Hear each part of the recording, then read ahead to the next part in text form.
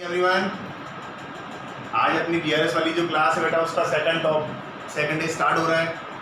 First day वाली class के अंदर मैंने आपको बताया था बैंक समाधान विवरण पत्र क्या होता है, उसके बारे में अपना डिस्कशन हुआ था हमारा कि व्यापारी और ग्राहक दो मेंबर के बीच में बताया था मैंने आपको कि कोई भी व्यापारी बैंक से अगर अपना लेन देन करना चाहता है तो पहले उसको अपना बैंक में अकाउंट खुलवाना पड़ता है। बैंक में कई सारे अकाउंट खुलते हैं, कोई भी अकाउंट खुलवाएंगे तो बैंक में सबसे पहले अकाउंट जब खुलवाते हैं तो कुछ अमाउंट भी अपने को जमा करवानी पड़ती है। तो व्यापारी और बैंक के बीच में जितने भी ट्रांजेक्शन्स होते हैं, व्यापारी उन सभी लेन देनों को कैश बुक में रिकॉर्ड करता है और बैंक उन सभी लेन देनों को पासबुक में रिकॉर्ड करता है। व्यापारी 4 तरह की कैश बुक मेंटेन करता है, आप सबको पता है। 1 column cash book, 2 column cash book, 3 column cash book और पेटी कैश बुक। इस पूरे चैप्टर के अंदर बेटा आपको कौन सी बुक पढ़नी है? आपको बैंक कॉलम कैश बुक, क्योंकि इसके अंदर व्यापारी जो लेन देन कर रहा है वो बैंक से कर रहा है, इसलिए आपको बैंक कॉलम कैश बुक आपको पढ़नी पड़ेगी। सेम इसी तरह से बैंक व्यापारी से जो भी लेन देन करता है, बैंक उन सभी लेन देनों को जिस बुक में रिकॉर्ड करता है उस बुक का नाम होता है पासबुक।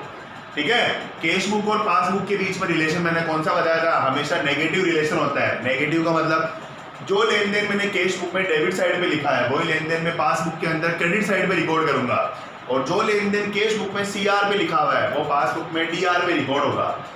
उसके बाद मैंने आपको पॉइंट बताया था कुछ ऐसे रीजंस होते हैं जिसकी वजह से कैश बुक और पासबुक का जो बैलेंस होता है वो इक्वल नहीं हो पाता है। ऐसे टोटल मिला के भैया 10 रीजंस होते हैं, जिसमें से मैंने आपको पहला रीजन आपको बताया था कि व्यापारी जिस तारीख को बैंक में रुपए, चेक, बिल, ड्राफ्ट, प्रतिज्ञा पत्र कुछ भी बैंक में जमा कराए तो व्यापारी तो उस ट्रांजेक्शन की एंट्री उसी दिन कैश बुक में रिकॉर्ड कर देगा।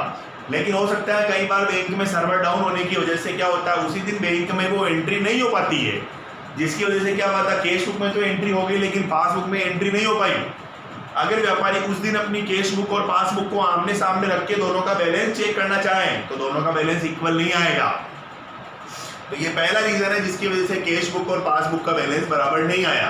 पॉइंट को वापस रिपीट कर रहा हूँ, व्यापारी ने कोई भी चेक, कोई भी बिल, कोई भी ड्राफ्ट, कोई भी प्रतिज्ञा पत्र बैंक में जमा कराया, लेकिन बैंक ने उसी दिन उसको जमा नहीं किया। जमा नहीं करने के 2 शब्द और आते घुमा फिरा के, संग्रहित नहीं हुए, वसूल नहीं हुए या क्रेडिट अभी तक नहीं हुए। इनमें से कोई भी शब्द आ जाए तो समझ आना कि चेक बैंक में जमा कराए लेकिन अभी तक जमा नहीं हुए। ये पहला रीजन। दूसरा रीजन होता है बेटा व्यापारी किसी व्यक्ति को चेक देता है तो व्यापारी ये सोचता है कि मैंने जिस आदमी को चेक दिया व्यापारी उस चेक का पैसा उसी दिन बैंक से निकाल लेगा। लेकिन कई बार ऐसा होता है कि जिस आदमी को हमने चेक दिया वो व्यक्ति उस दिन क्या होता है बैंक में प्रेजेंट नहीं हो पाया किसी कारण से, तो हमने तो ये सोचा कि व्यापारी बैंक में जाके अपना पैसा ले लिया होगा, तो हमने तो कैश बुक में एंट्री कर दी। लेकिन हुआ क्या था, किसी कारण से पासबुक में क्या हुआ था वो एंट्री नहीं हो पाई। क्यों नहीं हुई? क्योंकि सामने वाले व्यक्ति ने चेक को बैंक में प्रस्तुति नहीं किया। तो ये हमारा दूसरा रीजन है कि व्यापारी किसी व्यक्ति को चेक देता है लेकिन सामने वाले व्यक्ति ने क्या हुआ था उस चेक को बैंक में प्रेजेंट ही नहीं होने दिया। तो कैश बुक में तो एंट्री हो गई लेकिन पासबुक में एंट्री नहीं हुई। क्या लाइन लिखी हुई आएगी? चेक जारी किया, चेक लिखा, चेक दिया, चेक काटा, चेक निर्गमित किया। ठीक है बेटा, इंग्लिश में वर्ड लिखा हुआ आएगा चेक इशूड, एक ही वर्ड आएगा ओनली फॉर। तो हमने किसी व्यक्ति को चेक काट के दिया लेकिन सामने वाले व्यक्ति ने उस चेक को बैंक में प्रस्तुति नहीं होने दिया। मेरी बात आपको समझ आ गई क्या? Very good. ठीक है, ये हमारा दूसरा रीजन हो गया। अब पढ़ने जा रहे हैं अपन तीसरा इंपॉर्टेंट रीजन। 3rd नंबर के पॉइंट पे आप ध्यान दे रहे हैं एक बार इधर आप। तीसरा टॉपिक, ए नाम का कोई व्यक्ति है जिसका बैंक में अकाउंट है। ए नाम का व्यक्ति बी से पैसे मांगता है। ए नाम का व्यक्ति बी से पैसे मांगता है। बी नाम के व्यक्ति को ए के अकाउंट के बारे में सब कुछ पता है। तो बी नाम के व्यक्ति ने क्या हुआ था भैया, इसको पैसा देने की बजाय सीधा इसके अकाउंट में ट्रांसफर करवा दिया। मेरी बात आप समझ रहे हो गया? तो ए नाम के व्यक्ति का बैंक में अकाउंट है, ए बी से पैसे मांगता है, बी ने वो पैसा ए को देने के बजाय सीधा इसके खाते में ट्रांसफर करवा दिया।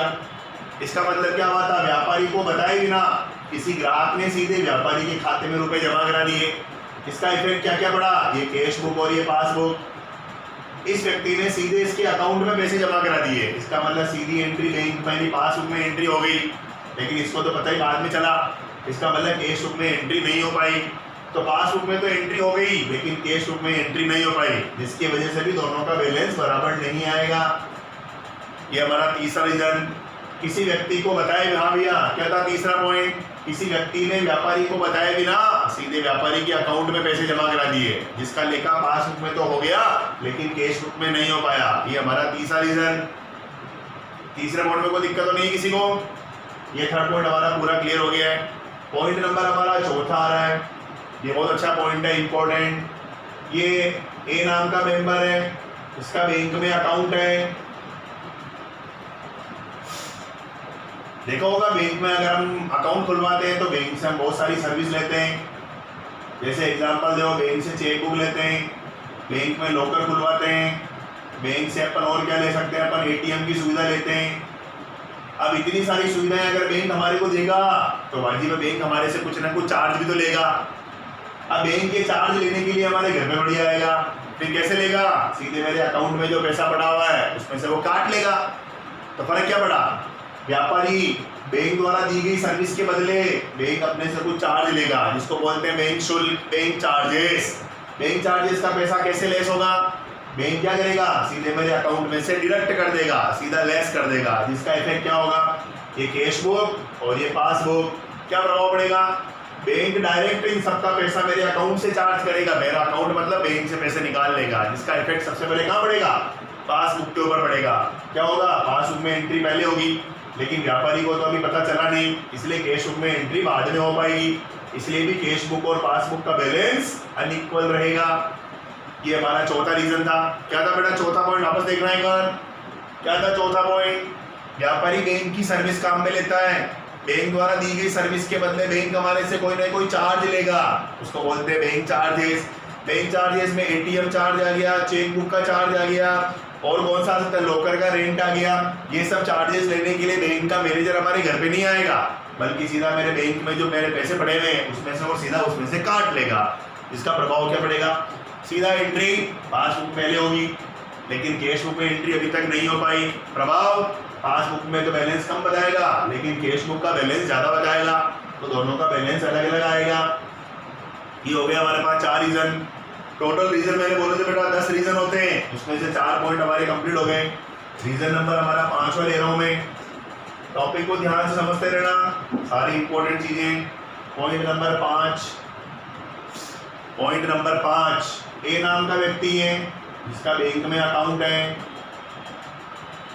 ए नाम का जो व्यक्ति है वो गवर्नमेंट टीचर भी है और दुकानदारी भी चला रहा है। 1-2 काम, सुबह 7 से 12 गवर्नमेंट की ड्यूटी कर रहा है, 1 बजे आके अपनी दुकान खोल रहा है, गवर्नमेंट से भी पैसा ले रहा है और ग्राहकों से भी पैसा कमा रहा है। अचानक क्या हुआ? देखो आप, कोई खबर आई पूरी। ए नाम के व्यक्ति का गवर्नमेंट टीचर है, भिलवाड़ा के अंदर किसी स्कूल के अंदर पढ़ा रहा है। भिलवाड़ा में घर का मकान है, घर की दुकान है, लाइट का बिल भी आ रहा है, टेलीफोन का बिल भी आ रहा है, नल का बिल भी आ रहा है, सब आ रहे हैं। अभी तक तो ये बंदा भिलवाड़ा ही था, इसलिए सारे काम खुद ही कर लेता था। लाइट का बिल भी खुद जमा करा रहा है, नल के बिल भी जमा करा रहा है, सब काम खुद ही कर रहा है। अचानक क्या हुआ था भैया? बीकानेर से खबर आई कि आपका ट्रांसफर भिलवाड़ा से जयपुर हो गया है। ए नाम के व्यक्ति को भारी टेंशन हो गई, क्योंकि ए का तो घर का मकान है, घर की दुकान है, दुकान तो भिलवाड़ा रहेंगे, वो तो इनको अपने साथ जयपुर ले जाने से ना। अब इसके जो लाइट के बिल आएंगे, टेलीफोन का बिल आएगा, नल का बिल आएगा, ये भैया तो पहुंच गए जयपुर। अब हर महीने लाइट का बिल जमा कराने, टेलीफोन का बिल जमा कराने, नल का बिल जमा कराने भिलवाड़ा में पॉसिबल नहीं है। तो ए नाम के व्यक्ति ने ये सारे काम बैंक को दे दिए। ए नाम के व्यक्ति ने बैंक को बोल दिया, देख भैया मेरा बैंक में अकाउंट है, लगभग 1 लाख रुपए की अमाउंट एनी टाइम रहती है, मेरा भिलवाड़ा से जयपुर ट्रांसफर हो गया है, इसलिए छोटे मोटे काम जो मैं खुद करता था अभी काम आपको स्वयं को करने। बैंक बोल देगा साहब हम कर देंगे, इसके बदले में आप हमको हमारा कोई ना कोई चार्ज दे देना। ए ने बोला मंजूर है, हम आपको एक काम दे देंगे। तो बात क्या चल रही है? ए के आदेश पर, ए मतलब व्यापारी के आदेश पर बैंक द्वारा व्यापारी के खर्चों का भुगतान करना। वापस लाइन सुनना एक बार। ए मतलब व्यापारी के आदेश पर बैंक द्वारा व्यापारी के खर्चों का भुगतान करना, जिसका लेखा बैंक पहले करेगा। किस बुक में करेगा बेटा? पासबुक में करेगा। तो पासबुक में एंट्री पहले हो गई, कैश बुक में एंट्री बाद में हो पाएगी।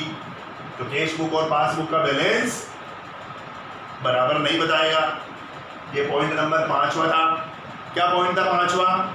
व्यापारी के आदेश पर बैंक द्वारा व्यापारी के खर्चों का भुगतान बैंक द्वारा करना, जिसका लेखा पहले पासबुक में हो जाना लेकिन कैश बुक में लेखा नहीं हो पाना। मेरी बात आप समझ में गई? ये पॉइंट नंबर हमारा 5वां है, जिसकी वजह से कैश बुक और पासबुक का बैलेंस इक्वल नहीं होता है। पॉइंट नंबर में 6 में आ रहा हूं। बहुत अच्छे पॉइंट है, सारे इंपॉर्टेंट पॉइंट है, ध्यान रखना। पॉइंट नंबर 7वां, ये भी बहुत अच्छा पॉइंट है, 7वां ध्यान से सुनना एक बार। ए नाम का कोई व्यक्ति है जिसका पंजाब नेशनल बैंक में अकाउंट है। ए नाम का व्यक्ति बी से पैसे मांगता है। ए नाम का व्यक्ति बी से पैसे मांगता है। बी ने क्या हुआ था, ए को चेक दे दिया। बी ने ए को चेक दिया, ए नाम के व्यक्ति ने चेक को बैंक में जमा कराया। तो इसने ये सोचा होगा कि भैया चेक जमा कराया मतलब मेरे खाते में पैसे आ जाएंगे, खाते में पैसे आ जाएंगे। ए मतलब व्यापारी, व्यापारी ने कैश बुक के अंदर एंट्री कर ली होगी। दोबारा सुनेंगे एक बार। ए नाम का व्यक्ति बी से पैसे मांगता है। बी नाम के व्यक्ति ने ए को चेक दिया। ए ने उस चेक को बैंक में जमा करा दिया। ए ने ये सोचा कि मेरे खाते में पैसे आ जाएंगे, तो कैश बुक के अंदर एंट्री हो गई। ये चेक बैंक के पास पहुंचा। बैंक पासबुक में मेंटेन करता है। जब चेक बैंक में आया तो बैंक भी एक बार पासबुक में रिकॉर्ड तो जरूर करेगा। पासबुक में रिकॉर्ड होने का मतलब ये नहीं है कि खाते में पैसे डल गए, नहीं, क्योंकि चेक आने के बाद भैया बैंक 2-3 चीजें देखता है। नंबर 1, जिस आदमी से चेक आया उस आदमी के खाते में पैसे है या नहीं है, उस आदमी के खाते में पैसे है या नहीं है, पहला पॉइंट ये। दूसरा पॉइंट, जो सिग्नेचर कर रखे हैं वो सिग्नेचर मैच हो रहे हैं या नहीं हो रहे हैं। तीसरा, चेक में कोई काटाफास तो नहीं है, चेक में कोई करेक्शन तो नहीं है, चेक में डेट वगैरह जो लिखी हुई वो एकदम सही है क्या। अगर एवरीथिंग इज ओके तब जाके हमारे अकाउंट में पैसे शो करेगा। फॉर एग्जाम्पल, इसमें से पहला वाला पॉइंट नहीं मिला, खाते में पैसे पर्याप्त नहीं थे, तो क्या करेगा, बैंक चेक का पैसा देने से मना कर देगा। इसको बोलते हैं चेक का अनादरण हो गया, चेक डिसऑनर हो गया, बाउंस हो गया। मेरी बात आप समझ रहे हो? सुनना मेरी बात को वापस एक बार। ए नाम का व्यक्ति बी से पैसे मांगता है, ठीक है। बी ने उसके लिए ए को चेक दे दिया। ए ने चेक को बैंक में जमा करा दिया। ए ने कैश बुक में एंट्री कर ली। चेक जब बैंक में पहुंचा तो पासबुक के अंदर भी एंट्री हो गई। पासबुक में एंट्री होने का मतलब ये नहीं कि पैसे आ गए, नहीं, एक बार तो एंट्री रिकॉर्ड की टेम्परेरी बेसिस पे कि भैया हाँ फलाने आदमी से चेक आया तो एक बार चेक को रिकॉर्ड करो। फिर बैंक इन 4 चीजों को देखता है, सामने वाले व्यक्ति के अकाउंट में पैसे है या नहीं है, सिग्नेचर मैच हो रहे नहीं हो रहे, तारीख में कोई दिक्कत तो नहीं है, चेक में कोई काटा मास तो नहीं है, एवरीथिंग इज ओके, तब जाके आपके अकाउंट में पैसा दिखाएगा बैंक। अगर सपोज करो इनमें से कोई भी एक चीज अगर मैच नहीं हुई, इसका मतलब चेक बाउंस हो गया, चेक का अनादरण हो गया। चेक अनादरण कौन करता है, सर बैंक करता है। इसका मतलब पासबुक के अंदर वापस तकलीफ आएगी। तो चेक का अनादरण हो गया, चेक का आदर नहीं हुआ, चेक बाउंस हो गया, चेक डिसऑनर हो गया, इनमें से कोई भी ऐसा पॉइंट आ जावे तो इसका मतलब बैंक को पहले एंट्री करेगा, बैंक करेगा पहले पासबुक में, फिर इसकी खबर भैया व्यापारी को मिलेगी तो व्यापारी बाद में एंट्री करेगा केस बुक में। तो चेक का अनादरण हो गया, इसका मतलब बैंक ने पासबुक में एंट्री कर ली, लेकिन केस बुक में एंट्री अभी तक नहीं हो पाई, इसका मतलब दोनों का बैलेंस अलग अलग बताएगा। ये हो गया केस बुक और पासबुक का बैलेंस बराबर नहीं होने का 7वां रीजन। क्या था 7वां पॉइंट, व्यापारी को किसी व्यक्ति से चेक मिला, उस चेक को बैंक में जमा तो करा दिया, लेकिन किसी कारण से बैंक ने चेक का पैसा देने से मना कर दिया। मना करने का क्या रीजन रहा सर, अभी बताया मैंने आपको, खाते में पैसे नहीं थे, साइन मैच नहीं हो रहे, बहुत सारे पॉइंट आ सकते हैं, डेट में प्रॉब्लम आ गई, चेक में कोई काटापास हो रहा है जिसकी वजह से बैंक ने पैसा देने से मना कर दिया। इसका मतलब चेक का अनादरण हो गया। चेक का अनादरण कौन करता है, सर बैंक करता है। बैंक करेगा तो किस बुक में पहले एंट्री होगी, सर पासबुक में एंट्री पहले होगी। तो केस बुक में उस दिन एंट्री नहीं हो पाई, तो केस बुक और पासबुक का बैलेंस उस दिन इक्वल नहीं होगा। ये पॉइंट नंबर हमारा 7वां भी क्लियर। पॉइंट नंबर अपन 8वें में आ रहे हैं। टोटल मैंने क्या बोला बेटा, 10 पॉइंट होते हैं टोटल, जिसकी वजह से केस बुक और पासबुक का बैलेंस इक्वल नहीं होता है। उसमें से 7 पॉइंट हमारे क्लियर हो गए। पॉइंट नंबर 8वां, ये केस बुक और ये पासबुक। अब बात कर लेते हैं केस बुक का डेबिट बैलेंस क्या होता है, जल्दी बताओ। केस बुक का डेबिट बैलेंस, बैंक में पैसा आ रहा है, प्राप्तियां। केस बुक का क्रेडिट बैलेंस, बैंक से पैसा जा रहा है, भुगतान। पासबुक का डेबिट बैलेंस भुगतान होता है, सबको पता है। पासबुक का क्रेडिट बैलेंस प्राप्तियां होती है, सबको पता है। शुरू करें? ओके। किसी व्यक्ति ने बैंक में रुपए जमा कराए 5,000 रुपए, बैंक में जमा कराए तो बैंक में पैसे आ रहे हैं तो डेबिट पे आएगा, और ये लेन देन पासबुक में क्रेडिट पे आना चाहिए। हुआ क्या? कैश बुक में तो 5,000 रुपए रिकॉर्ड हो गए, लेकिन जल्दबाजी में पासबुक में एंट्री 500 से हो पाई। इसका मतलब क्या हुआ? कैश बुक या पासबुक दोनों में से किसी एक जगह अमाउंट कम लिख दी। ये गलती यहाँ भी हो सकती थी, यहाँ भी हो सकती है। ये 8वां पॉइंट, कैश बुक या पासबुक दोनों में से किसी एक जगह अमाउंट कम लिख दिया। ये पॉइंट नंबर 8वां। इसी में 9वां पॉइंट क्या आ सकता है? 5,000 लिखना था, इधर भी 5,000 लिखना था, इधर 50,000 लिखने आ गया, ज्यादा अमाउंट लिख दी। ये पॉइंट नंबर 9वां। Last final point 10 point, bank में 5,000 रुपए जमा कराए तो कैश बुक में डीआर में 5,000 दिखने चाहिए थे, तो पासबुक में इधर दिखना चाहिए था 5,000। हुआ क्या? ये 5,000 इधर दिख गए, मतलब इधर भी डीआर पे लिख दिए और पासबुक के अंदर भी डीआर पे लिख दिए। इसका मतलब कैश बुक और पासबुक दोनों में सेम साइड लिख दिया, जबकि होना क्या चाहिए था? आप सब जानते हैं, कैश बुक का डीआर, पासबुक का सीआर होता है। जबकि आपने क्या कर दिया? कैश बुक में भी डीआर पे लिख दिया और पासबुक के अंदर भी डीआर पे लिख दिया। इसको बोलते हैं पक्ष में गलती हो गई। ठीक है, मिस्टेक इन पोस्टिंग, पक्ष में गलती हो गई। डेबिट, इधर भी डेबिट भी लिख दिया, जबकि होना इधर क्रेडिट चाहिए था। तो ये पॉइंट नंबर 10वां हो गया कि कोई भी सौदा कैश बुक और पासबुक दोनों में सेम साइड पे लिख दिया, जबकि हम जानते हैं कैश बुक और पासबुक दोनों एक दूसरे की दुश्मन होती है। दुश्मन कैसे हुई? एक का डेबिट तो दूसरे का क्रेडिट होता है, तो रिकॉर्ड इधर होना चाहिए था, रिवर्स साइड में। आपने क्या बात है? दोनों में सेम साइड पे लिख दिया, बिल्कुल गलती हो गई। तो ये पॉइंट नंबर आपका 10वां हो गया, जिसकी वजह से कैश बुक और पासबुक का बैलेंस इक्वल नहीं आया। मेरी बात आप समझ रहे हो मैं क्या कह रहा हूँ?